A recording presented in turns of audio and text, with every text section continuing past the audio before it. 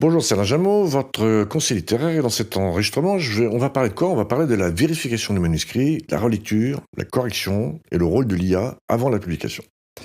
Vous avez terminé votre manuscrit, le dernier mot est posé, le point final est écrit, vous êtes satisfait, et maintenant vous ressentez peut-être une envie pressante. Publier tout de suite, partager enfin cette histoire avec le monde. Je vais vous arrêter tout de suite, avec bienveillance, mais avec fermeté, c'est pas encore le moment. Aujourd'hui, je vais vous expliquer pourquoi et surtout comment traverser cette étape qui sépare un manuscrit d'un livre vraiment prêt à être lu. Parce qu'un texte truffé de fautes, de répétitions, d'incohérences, c'est un texte qui va perdre vos lecteurs, qui va récolter des avis négatifs et qui va saboter tout le travail que vous avez fourni jusqu'ici. Alors prenons le temps, cette étape c'est un investissement, pas une perte de temps. On y va. D'abord, il faut comprendre qu'il existe plusieurs niveaux de vérification d'un texte, et que ce sont des métiers différents, même si on les confond souvent. Le premier niveau, c'est la lecture et la réécriture. Enfin, plus exactement, la relecture. C'est vous, l'auteur, qui reprenez votre texte avec un œil neuf, idéalement après une pause de plusieurs semaines.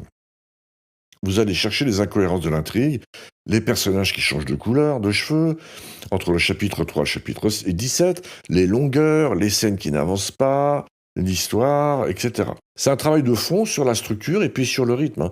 Et c'est un travail que vous seul pouvez vraiment faire, parce que vous seul connaissez vraiment l'intention derrière chaque scène. Le deuxième niveau, c'est la correction orthographique et grammaticale. Là, on parle des fautes pures. Les accords, les conjugaisons, les homophones, les syntaxes. Aujourd'hui, je vois beaucoup d'auteurs, de jeunes auteurs qui se lancent, qui confondent euh, participe passé et infinitif. Voilà, si vous laissez passer ce genre d'erreur, vous allez vraiment passer pour un amateur ou vous allez décrédibiliser votre manuscrit. Donc, il faut vraiment y faire attention. Alors c'est un travail différent, plus technique, plus mécanique, mais c'est très important parce que c'est souvent ce qui saute aux yeux d'un lecteur en premier. Les coquilles, les fautes de conjugaison, ça c'est vraiment l'horreur, quoi. Le troisième niveau, c'est la correction typographique. Et celui-là, on l'oublie trop souvent. Les espaces avant et après la ponctuation, les guillemets français bien utilisés, les tirets de dialogue cohérents, les majuscules après les points. C'est un niveau de finition, mais c'est lui qui donne à un livre son apparence professionnelle. C'est ce qui fait la différence entre un livre chez Gallimard et puis un livre publié là-bas comme je te pousse, hein. C'est un livre mal typographié, même sans faute d'orthographe, ça donne une impression d'amateurisme et de bricole. Maintenant, qui s'occupe de chacune de ces étapes? D'abord, vous êtes votre première ligne de défense. Relisez-vous à voix haute si possible. Ça change tout pour repérer les phrases bancales. Laissez reposer le texte, ne corrigez jamais à chaud juste après l'écriture.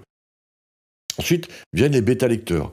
Ce sont des lecteurs, pas forcément des professionnels, qui lisent votre manuscrit avant publication et vous donnent un retour sur l'histoire. Est-ce que ça tient debout? Est-ce qu'ils ont décroché à un moment? Est-ce que la fin les a moins convaincus? Choisissez-les avec soin. Ça peut être des amis, ça peut être des gens dans votre famille, ça peut être, vous pouvez en trouver aussi sur Facebook. Ça peut être des gens qui lisent beaucoup, mais c'est intéressant aussi d'avoir des retours de gens qui lisent pas beaucoup. Et puis pour voir si vraiment ça fonctionne avec tous les publics. Et puis, si vous pouvez trouver un ancien prof de français pas trop pénible, ça aide beaucoup parce que lui pourra vous donner des retours aussi déjà sur vos coquilles et sur vos erreurs. Donc, et puis c'est vrai qu'il ne faut pas utiliser uniquement des gens qui vous sont proches parce que souvent, ils auront tendance à vous ménager, ils vont pas oser vous dire que ça va pas, que c'est pas terrible, quoi. Donc, cherchez aussi des lecteurs dans votre genre littéraire qui connaissent les codes et les attentes du public que vous visez. Si vous publiez de la romance, du fantastique, de la science-fiction, du roman policier, du thriller, il y a vraiment des codes qui sont là, qu'il faut respecter, sinon le livre ne fonctionne pas. Et donc, des gens qui sont habitués à ça vous diront tout de suite, hein. Moi, en tant que formateur, j'ai lu des centaines de devoirs et puis de manuscrits de fantasy.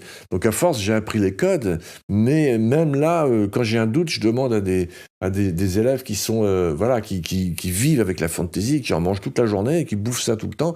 Et eux, ils me diront, bah oui, ça va dans tel genre, c'est tel type de fantasy, romantasy, urban fantasy, etc. Il y a plein de sous-genres aussi. Et c'est important de passer aussi par le filtre de gens qui maîtrisent ces codes. Enfin, il y a les correcteurs et les relecteurs professionnels.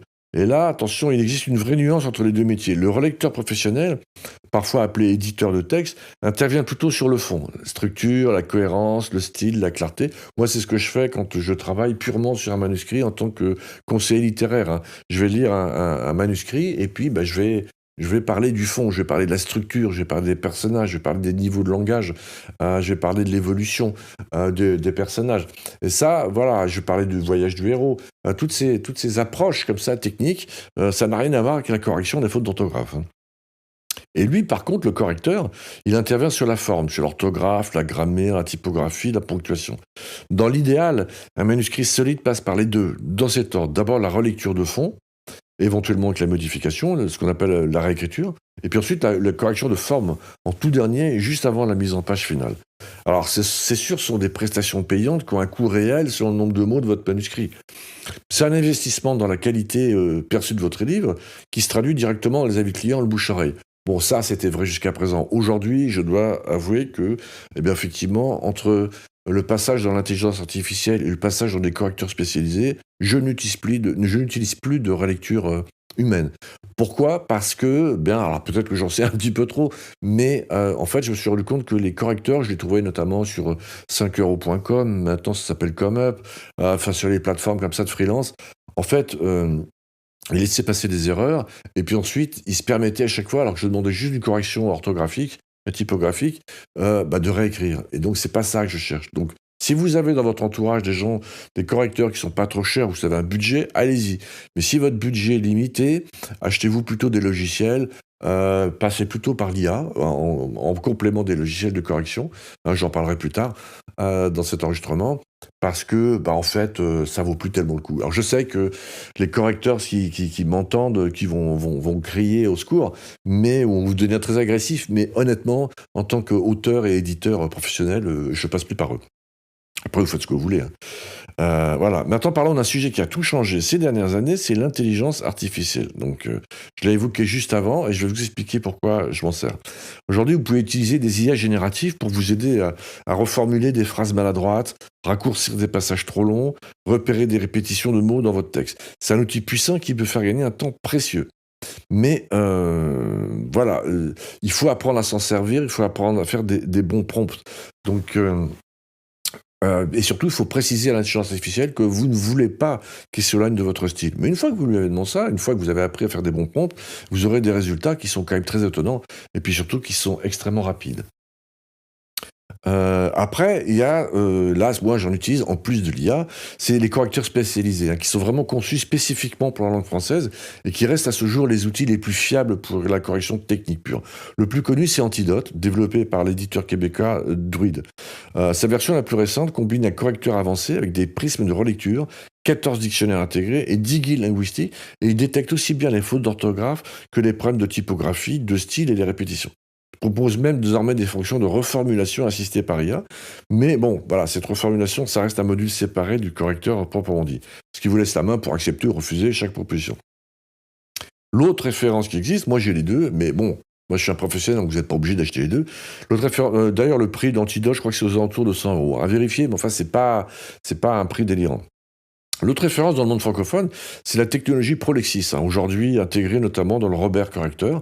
Certains utilisateurs avancés combinent volontairement les deux outils. C'est mon cas, en expliquant que ça repère parfois les erreurs différentes l'un et l'autre. C'est vrai, alors non seulement ça repère des erreurs différentes, mais ce que je conseille, c'est quand vous faites une correction avec Antidote, moi j'utilise surtout Antidote, mais un petit peu Prolexis pour la typo.